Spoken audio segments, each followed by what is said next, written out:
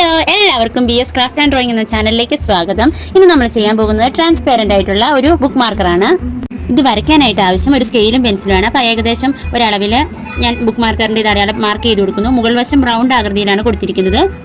അതിനുശേഷം നമ്മളിത് കട്ട് ചെയ്തെടുക്കുന്നു. കത്രിക ഉപയോഗിച്ചാണ് കട്ട് ചെയ്തത്. അപ്പോൾ അതിൻ്റെ പുറം വശം ആദ്യം കത്രിക ഉപയോഗിച്ച് കട്ട് ചെയ്യുന്നു. അപ്പോൾ ഉൾവശം നമുക്ക് റിമൂവ് ചെയ്ത് കളയേണ്ടതാണ്. പക്ഷേ എൻ്റെ കയ്യിൽ കട്ടിംഗ് ബ്ലേഡ് ഇല്ലാത്തത് കൊണ്ട് ഞാൻ കത്രിക ഉപയോഗിച്ച് ഒരു സൈഡ് ഓപ്പൺ ആക്കിയിട്ട് കത്രിക ഉപയോഗിച്ചാണ് കട്ട് ചെയ്തത്.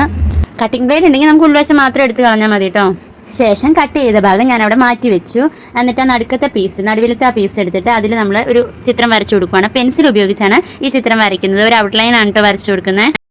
ഇതേ പൂവ് തന്നെ വേണമെന്നില്ല, വേറെ എന്തെങ്കിലും പൂക്കളോ അല്ലെങ്കിൽ ഇമോജികളോ അങ്ങനെ ഇഷ്ടമുള്ള ഡിസൈനുകളൊക്കെ നമുക്ക് വേണമെങ്കിൽ ഇതേപോലെ വരച്ചെടുക്കാം.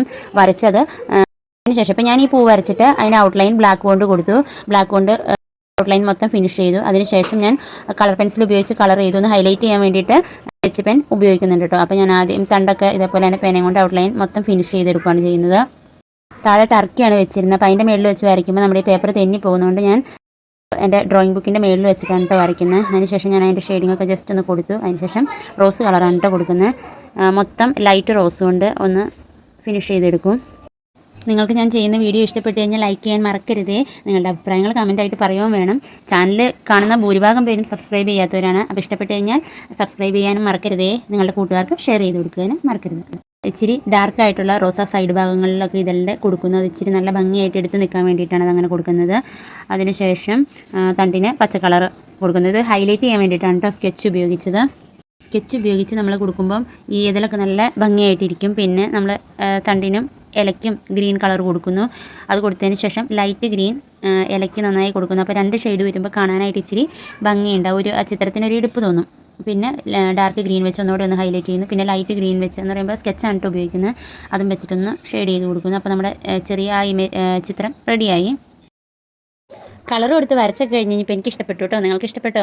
അതിന് ശേഷം പിന്നെ ഞാൻ കത്രിക ഉപയോഗിച്ച് ആദ്യം വിചാരിച്ചു ചേർത്ത് കട്ട് ചെയ്യാമെന്ന് വിചാരിച്ചു. പിന്നെ വിചാരിച്ചു ഇച്ചിരി അകത്തി സ്റ്റിക്കർ നമ്മൾ ക്രിയേറ്റ് ചെയ്യില്ലേ, അപ്പോൾ അതേപോലെ ഇച്ചിരി അകത്തി വൈറ്റ് പോർഷൻ കാണിച്ച് ഒരു ചേർത്ത് ഇച്ചിരി കട്ട് ചെയ്തെടുക്കാമെന്ന് വിചാരിച്ചു. അങ്ങനെ കട്ട് ചെയ്തെടുത്തു. കട്ട് ചെയ്ത് കഴിഞ്ഞ് കഴിഞ്ഞപ്പോൾ എനിക്ക് ഒരുപാട് ഇഷ്ടപ്പെട്ടു. നമ്മൾ സ്റ്റിക്കറൊക്കെ മേടിക്കാൻ കിട്ടുന്ന അതേ ഒരു രീതിയിലാട്ടോ ഇരുന്നത്. അതിനുശേഷം നമ്മൾ ആദ്യം കട്ട് ചെയ്ത് വെച്ച പോർഷൻ എടുത്തു. കട്ട് ചെയ്ത് കഴിഞ്ഞപ്പോഴാണ് രണ്ട് ലീഫിന് ഞാൻ നിറം കൊടുത്തിട്ടുണ്ടായിരുന്നില്ല. അതിനും നിറം കൊടുത്തു, ഗ്രീൻ കളറ്. കുഞ്ഞുങ്ങൾ അവിടെ ഇരുന്ന് കളിക്കുന്നതുകൊണ്ടാണ് കേട്ടോ ബാക്ക്ഗ്രൗണ്ടിൽ ചെറിയ സൗണ്ട് കേൾക്കുന്നത്. അപ്പോൾ ഞാനിവിടെ റൂമിലിരുന്നാണ് ഇതിങ്ങനെ റെക്കോർഡ് ചെയ്തുകൊണ്ടിരിക്കുന്നത്. അതിനുശേഷം ഞാൻ എൻ്റെ സെലോ ടേപ്പ് എടുത്തു കേട്ടോ. സെലോ ടേപ്പ് എടുത്തിട്ട് ആ കട്ട് ചെയ്ത പോർഷൻ ഒന്ന് ചേർത്ത് വെച്ചു.